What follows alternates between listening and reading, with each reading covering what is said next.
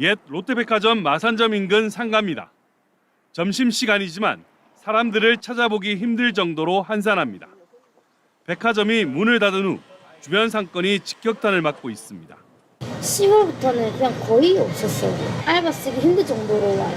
한두 팀 오는데 아예 거의 없다고 봅니다.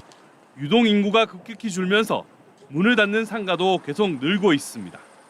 주변 상가 3곳 중 1곳은 문을 닫았고 나머지 상가들도 대부분 매물로 나와 있습니다. 하루에 1,120명은 인원이 없었다고 합니다. 뒤에 사건이 다 들어오죠.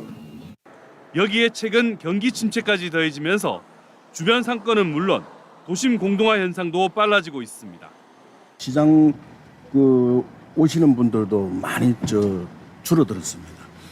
1시간 정도 이상을 기다려야 출발할 수 있습니다. 롯데백화점 마산점 건물을 어떻게 활용할지 이렇다 할 대안을 찾지 못하고 있습니다. 경남교육청이 교육시설로 활용하는 방안을 검토하고 있는 것으로 알려졌지만 단독으로 추진할 규모가 아니라는 판단을 내린 것으로 알려졌습니다. 창원시도 교육특구 지정까지 준비했지만 도교육청의 판단에 따라 사실상 포기했습니다.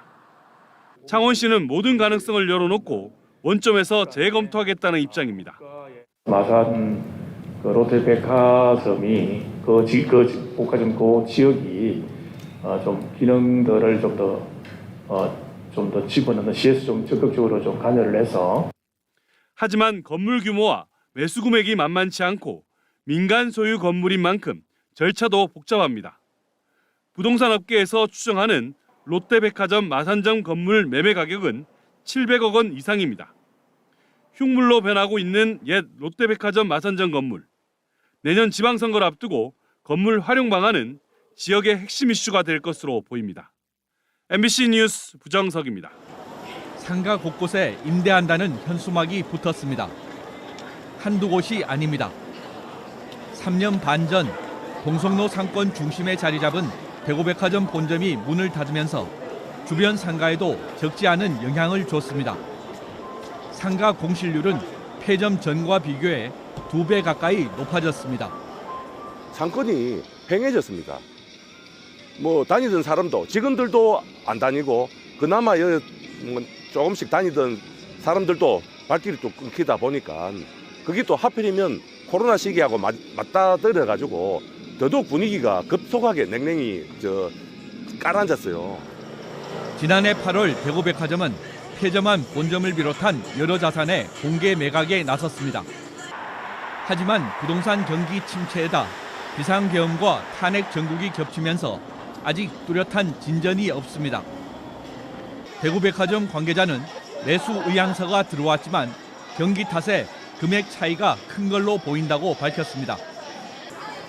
상인회는 지난해 관광특구 지정과 동성로 르네상스 프로젝트 발표 이후 유동인구가 늘고 상권도 조금씩 살아나고 있다고 했습니다. 하지만 문 닫은 백화점을 그대로 둔다면 한계가 있을 거라며 대구시가 직접 인수하는 것을 포함해 새로운 해법을 찾아야 한다고 주장했습니다. 젊은 친구들이 서울에 굳이 안 가더라도 여기서 스타트업을 할 수 있는 그런 거점이나 이런 다양한 방면으로 삼으면 당장에 돈 들어가는 비용은 틀림없이 아깝고 귀중한 거지만 미래 10년, 20년을 바라봤을 때는 대구가 더 발전 가능성이 있지 않나 싶어서 그 말씀을. 하지만 장부 가격만 1,100억 원에 달해 대구시가 제안을 받아들일지는 의문입니다. 홍준표 대구시장도 지난해 관광특구 지정 당시 폐점한 대구백화점 본점 건물 활용 방안을 찾아야 동성로가 살아난다고 밝혔던 만큼 어떤 해법을 찾을 수 있을지 주목됩니다. MBC 뉴스 보건협입니다.